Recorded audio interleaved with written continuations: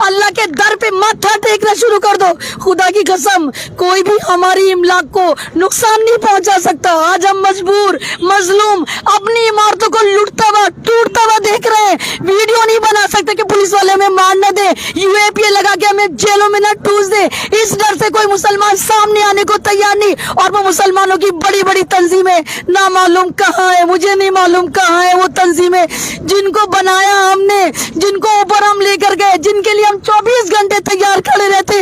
आज वो तंजीमें हमारे साथ नहीं है। हमारी ईदगाह, हमारे हिंदुस्तान की इकलौती शाही ईदगाह इतनी हैवानियत का शिकार हो गई, पूरा इसको तोड़ दिया, तितर बितर कर दिया। 24 घंटे वहां पर जेसीबी चल रही, पुलिस वाले ऐसे बैठे मानो यहाँ पर पाकिस्तान हमला करने वाला है। पूरी इतनी फोर्स लगा रखी है। अरे हमारी ईदगाह है, वो हमारी मिल्कियत है। हमने नहीं कहा कि हम रानी लक्ष्मीबाई की मूर्ति नहीं लगाने देंगे, हम लगवाने देंगे। मैं आपके सामने दिल्ली से एक बार फिर ऐमान रिजवी, और इस वक्त मैं आपको दिल्ली की शाही ईदगाह दिखा रही हूँ। बल्कि अगर आप इसको ये कहें कि ये हिंदुस्तान की इकलौती शाही ईदगाह है तो शायद ये गलत नहीं होगा। और आज सरकार की नीयत इस पर खराब हो गई है।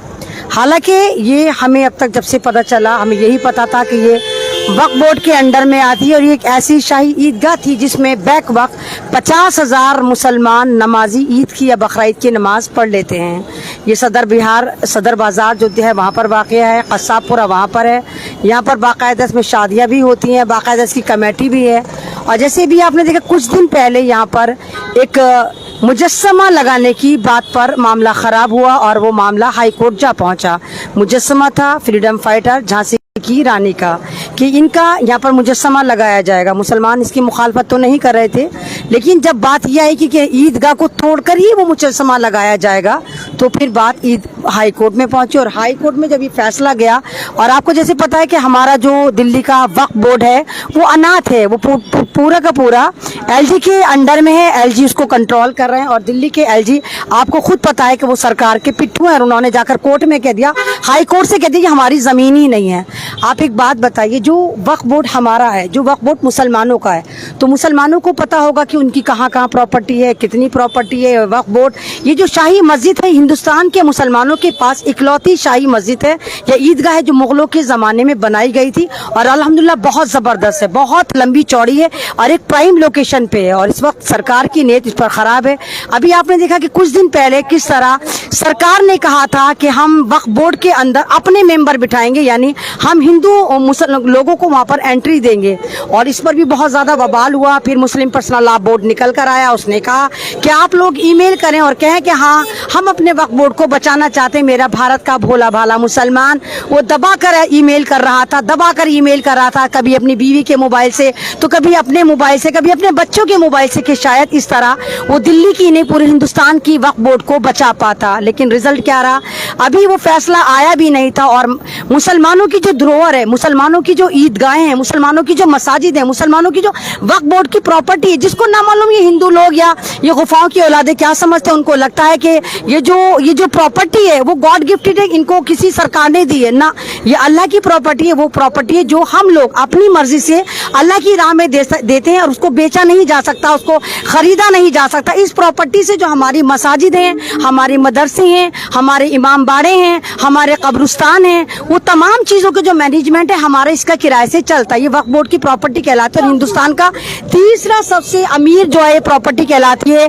कोई पहले नंबर पे शायद रेलवे आती है, दूसरे नंबर पर फिर आर्मी आती है, और तीसरे नंबर पर मुसलमानों की वक्फ बोर्ड की प्रॉपर्टी आती है। और आज ईदगाह की मस्जिद, शाही मस्जिद ईदगाह का है, इसकी दीवार को डेमोलिश कर दिया गया है। और सरकार, मेरे ख्याल से दिल्ली सरकार के पास और हमारी सेंट्रल सरकार के पास कोई काम बचा ही नहीं। आखिरी काम था कि हमारी जो फ्रीडम फाइटर थी लक्ष्मीबाई, उनकी मूर्ति लगानी रह गई थी। बस ये पूरी काम ईमानदारी से होगा। अभी मैं जिस रास्ते से आई हूँ, पूरी ईदगाह को ब्लॉक कर दिया गया है, पुलिस तैनात कर दी गई है और 24 24 घंटे वहां पर खुदाइयां हो रही हैं, बुलडोजर आ गया, पूरी दीवार को डेमोलिश कर दिया गया है। अब हम ही अपनी ईदगाह के पास जा नहीं सकते, अगर हम जाएंगे तो वहां पर हमारे पे लाठियां बजाई जाएंगी।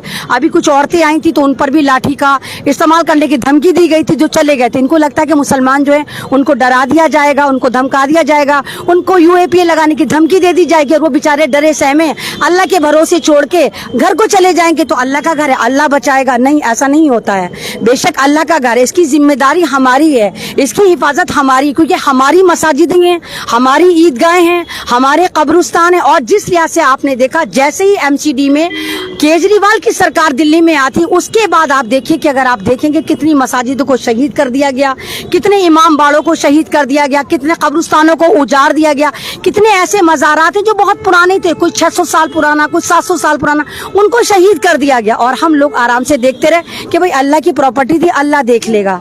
तो इस तरह नहीं होता है। और आज ये जो ईदगाह की मतलब मैं दिखा रही हूँ, बल्कि मैंने लाइव करना शुरू करा है। मैं कोई ऐसी कोई मैं पॉलिटिकल पार्टी से नहीं हूँ, आम सी बंदी हूँ, आप में से हूँ। अमन रिजवी नाम है। आपकी मोहब्बतों ने मुझे आज अल्हम्दुलिल्लाह यहाँ तक पहुँचाया कि आज दुनिया मेरी बेबाकी को सलाम करती है, मेरी सदाकत को देखती है। और तबीयत खराब होने के बावजूद, बहुत ज़्यादा बीमार हूँ, हार्ट अटैक के हाई रिस्क पर हूँ, उसके बावजूद भी चाहती हूँ कि नहीं, मैं आपके लिए, अपने लिए, अपने समाज के लिए आवाज़ बुलंद करूँ। ये हमारी मिल्कियत है, ये अल्लाह की प्रॉपर्टी है, इसके साथ ऐसा नहीं होना चाहिए था। एलजी साहब कौन होते हैं कहने वाले कि नहीं ये डीडीए की प्रॉपर्टी थी? अगर ये डीडीए की प्रॉपर्टी थी तो यहाँ पर आउटिंग क्यों थी, यहाँ पर बाउंड्री क्यों थी, क्यों उसको ईदगाह की मैनेजमेंट देख रहा था? वो सवालों के जवाब नदारत हैं। और हाई कोर्ट ने फैसला दे दिया, और फैसला आते ही 24 घंटे जो काम चल रहा है वो शाही मस्जिद को तोड़ने का, फोड़ने का, खुदाई का, गिराई का, एक फोर्स तैनात करके हमें डराने का, मुसलमानों को डराने का। इस तरह नहीं होता है। अगर आपको चाहिए थी, आप लीगल वे में मांगते। अगर आपको मुसलमानों की वक्फ बोर्ड से जमीन चाहिए थी, आप लीगल वे में मांगते। आप कहते कि यहाँ पर हम लक्ष्मीबाई की मूर्ति लगाना चाहते हैं, क्या आप हमें जमीन देंगे? खुदा की कसम मुसलमान खुशी खुशी वो जमीन देता, क्योंकि लक्ष्मीबाई का इतिहास रहा है कि लक्ष्मीबाई के जितने भी सेनापति रहे वो मुसलमान रहे हैं। लक्ष्मीबाई के 1500 सिक्योरिटी गार्ड, बॉडी गार्ड थे, वो सारे मुसलमान थे, जिनको अन्नदाता भी कहा जाता था।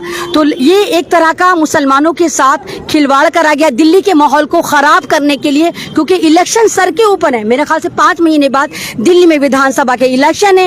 इन इलेक्शन के मद्देनजर मुसलमानों को लड़वाने के लिए, ये दिखाने के लिए, देखो मुसलमान फ्रीडम फाइटर का भी दुश्मन है। देखो मुसलमान झांसी की रानी को पसंद नहीं करता। क्यों नहीं करता मुसलमान? अगर मुसलमान झांसी की रानी को पसंद नहीं करता तो मुसलमान तमाम के तमाम उनके सिपह सालार कैसे थे, मुसलमान उनके बॉडीगार्ड कैसे थे? मुसलमान बहुत पसंद करता है, लेकिन मुसलमान चाहता था कि मुसलमान की मर्जी से, मुसलमान की मर्जी शामिल हो। मुसलमान खुद इस मूर्ति को लगवाता, लेकिन जिस लिहाज से फैसला दिया गया है और जिस लिहाज से वक्फ बोर्ड के चेयरमैन को खत्म करा गया, आपको मालूम होगा कि इस वक्फ बोर्ड के जो चेयरमैन थे अमानतुल्लाह साहब हुआ करते थे। पहले उनको गलत तरीके से हटाया जाता है, फिर उनको फंसाया जाता है, फिर उनको जेल में डाल दिया जाता है, और उसके बाद जिस तरह मसाजिद को टारगेट करा जा रहा है, उनको तोड़ा जा रहा है और अपनी मिल्कियत बताया जा रहा है। डीडीए ना मालूम कहां से निकल कर आ जाती है, हर जमीन को अपना बता देती कि हमारी जमीन है। क्यों भाई? अगर ये ईदगाह आज की तो ईदगाह नहीं है, ये मुगलों के जमाने की ईदगाह है। कब से ये चल रही है? तो डीडीए के अफीम खाकर पड़ी हुई थी, डीडीए को नहीं पता था कि ये मिल्कियत उसकी है, ये जमीन उसकी है। ये प्राइम लोकेशन की जो मुसलमानों के पास वक्फ बोर्ड की जमीन थी,